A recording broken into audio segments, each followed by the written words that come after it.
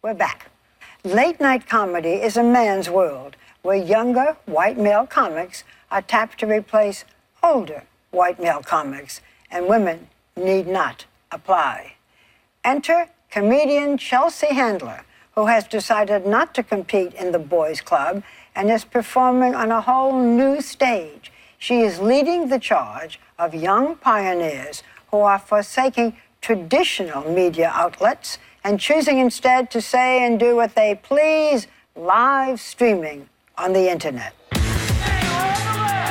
Chelsea Handler looks like a lot of pretty blondes in Hollywood, but she doesn't sound like one. How was prison? I like your dress. I like your body. No, I work better on a hangover, actually. Okay. On her long-running late-night talk show, Chelsea Lately, she satirizes celebrities. What's up with your ass? Lets it all hang out. Come here, give me a hug. That's okay, but thank you, though. Thank you. Okay, sure. Why is public intoxication such a bad thing? And doesn't worry about being politically correct. I wouldn't have a problem having a black Santa, because then at least it would be more fun to sit in his lap.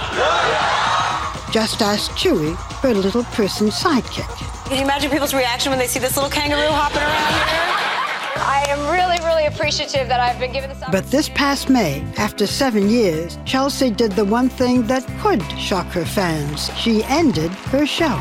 It takes guts to walk away from a success. I walked away from the show because I was bored with myself. I don't want to talk about gossip every day. It's important to challenge yourself. I wasn't being challenged at all. Did you feel I've had enough with the Kardashians and Justin Bieber? I felt that I had enough with the Kardashians before I ever met the Kardashians. Chelsea is leaving E! for Netflix. Are there any black people here? She kicked off the new partnership with a comedy special this past October. Smile so I can see you. Just a few months ago, though, it seemed as if Chelsea was about to reach a new level in her career. When David Letterman and Craig Ferguson each announced an upcoming departure, it was rumored that Chelsea would get one of those jobs. What about a network TV show? No, I'm not a network kind of girl. It's never been an option for me. What does that mean, you're not a network kind of girl? Well, I don't really play by the rules. I don't like rules. I'm not, I don't follow them. So you would not have, for example, like taking David Letterman's place? No, I never had a conversation about that. There were conversations about that I didn't ever participate in, but I never was interested. I made it very clear. Why? Because I want to kind of create my own path, and I want to do my own thing. Did you make a lot of money? I made some money. I mean, I'm not poor, and I like, being able to take care of myself, and I grew up in a place where I just looked at my parents and I was like, oh my God, I don't ever want to operate like this. Chelsea's childhood was as offbeat as her comedy. She had a Mormon mother and a Jewish father. He was a used car salesman with a one-of-a-kind personality. He struggled to support the family. 6 children, Chelsea, the youngest. It was complete disarray, my childhood. By the time I came along, my parents were just like, good luck. Whatever, yeah. She can raise herself. And then they wouldn't pack me lunches. My dad just would give me $50 and be like, just go to the cafeteria. I'm like, have you been to a nursery school? There are no cafeterias. When I think about I think about my father. My parents were like the worst. I mean, Tell me about your father. Oh, gosh. I mean, my father is still up to his old tricks. I mean, he gets in trouble for sexually harassing nurses at his assisted living facility, like weekly. They call you up? They call us in. He's been removed from 4 facilities. I mean, at some point, we're just going to have to put him down. That's awful. I know, but it's true. He's had a good run.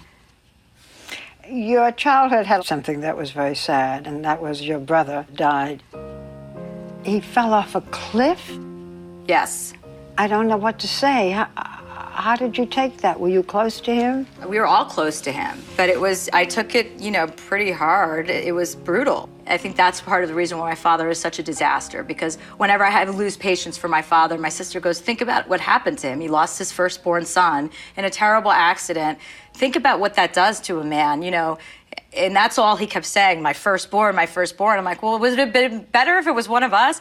You have all of this stuff that you go through, but it made us all just really tight and bonded.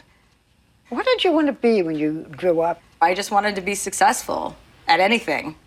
After a semester of community college, 19-year-old Chelsea moved to Hollywood to be an actress. At 21, she was arrested for drunk driving, and her comedy career started. I had to go to this class, like DUI classes, where basically you had to speak publicly about your experience and your arrest. And at that time in my life, I had never had to speak publicly. And then I did it.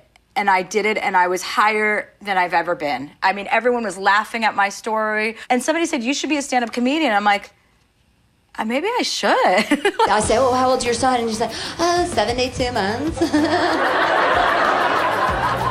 Chelsea went from stand-up to a stint on the hidden camera show Girls Behaving Badly. I'm still confused. I didn't actually get what you're interested in. Oh, a sperm donator. But what really raised her profile was her best-selling book about her one-night stands. Hi. 4 more best-selling books, TV spin-offs, and sold-out comedy tours followed. It was the kind of success she had once dreamed of. I had visions when I grew up. I was like, I'm gonna grow up and buy my mom, like, the world.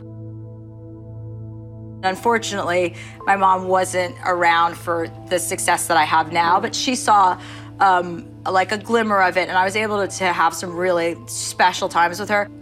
What do you think she would say about you? Oh, she's proud of me.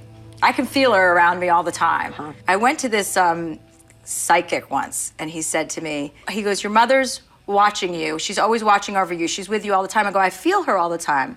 And my sisters said, well, why is she with you all the time? Why isn't she hanging out with us? I'm like, because I have the exciting life. That life includes some high-profile romances. Her 4-year relationship with her boss at E, Ted Harbert, affairs with hotelier Andre Balzars, and rapper 50 Cent. You also write about being promiscuous. Yeah. Are you? Yes. What does that mean to you? I like men. I mean, I don't know. I like men, but I don't think I'm promiscuous. Well, I don't know. It depends. It has a sexual content. Yeah, it does. But it depends. I mean, how do you define promiscuity? By having sex with lots of people, or having sex that's unattached? I guess lots of people. Yeah, I would say that I'm promiscuous. Not.